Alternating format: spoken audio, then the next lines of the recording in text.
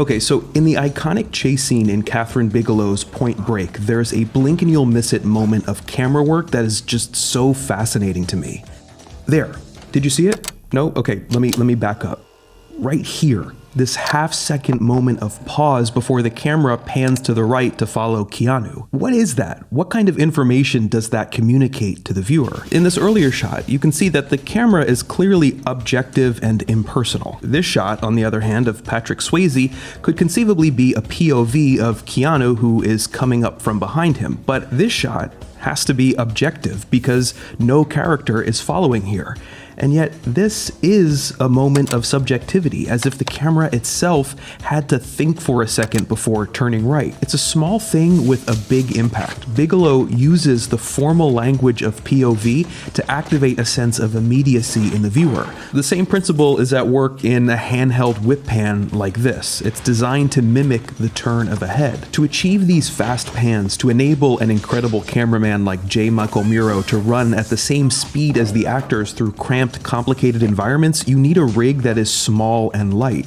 Well, that's easier said than done with a 35mm camera. So Bigelow and her team created something they called the Pogo Cam, essentially a 35mm camera attached to a stick with a gyro stabilizer on the bottom. And the results speak for themselves. I mean, just look at this. Bigelow is a pioneer and virtuoso of action cinematography. You can see the direct influence of this chase scene on movies like Inception, the Jason Bourne movies, and Casino Royale, to cite just a few examples. And all these films had better technology and smaller cameras. My intent was to put the audience in as close to an experiential situation as possible. In other words, I wanted it all to be shot with as much sort of movement as possible, so that you're actually feeling the velocity that those people are feeling. So we had to technically figure out how to do it and how to put the cameraman in the same situation as the actors are in, giving you as realistic a sense as possible. The funny thing about that quote is that Bigelow is actually talking about the astonishing skydiving scene later in the movie. But the sentiment applies to all her action set pieces. The chase is designed to make us feel the velocity of the sprinting characters.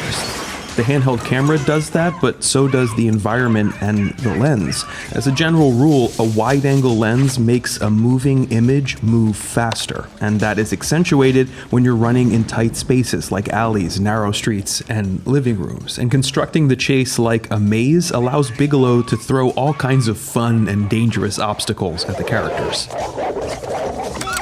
Don't worry, that's a fake dog. In fact, an inspiration for this chase was the classic Disneyland ride, Mr. Toad's Wild Ride, in which you're in a car careening recklessly through the streets of London, taking sharp turns left and right, dodging pedestrians, cars, and other obstacles. This is what Bigelow means by putting the audience in an experiential situation. The chase should feel like a ride. And this brings us back to POV. Bigelow clearly has a fascination with the experiential power of POV shots, especially moving POV shots to bring you into the action, like you're sitting in that car in Mr. Toad's Wild Ride. Later in the movie, in the final bank heist, Bigelow uses this tool again and puts us behind the eyes of Keanu's character Johnny Utah as he storms into the bank with the ex-presidents. But Bigelow took her experimentation with POV much further in her next film, the criminally underappreciated Strange Days, a cyberpunk sci-fi movie that features a technology called Squid. Superconducting quantum interference device, Squid. Which allows you to experience other people's memories. Bigelow films these scenes entirely in POV, and the film starts with an incredible 3-minute-long take POV shot of a group of criminals robbing a Chinese restaurant. For this sequence, even the 16-pound Pogo Cam wasn't light enough. For months in pre-production, Bigelow worked with camera technicians and her ex-husband and frequent collaborator, James Cameron, to develop a camera that weighed just 8 pounds.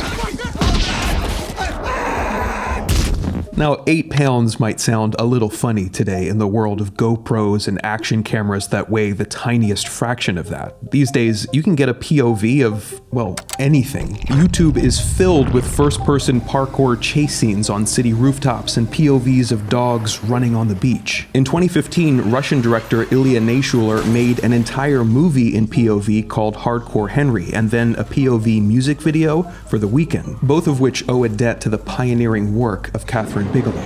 But even though the tech has gotten better, the point-break chase, all the action in that movie, still holds up 33 years later. It's just as exciting now as it was in 1991, and that will be true 33 years from now, too. That is, if we're still watching movies on a flat screen. Who knows, maybe all the entertainment of the future will be experienced as POV.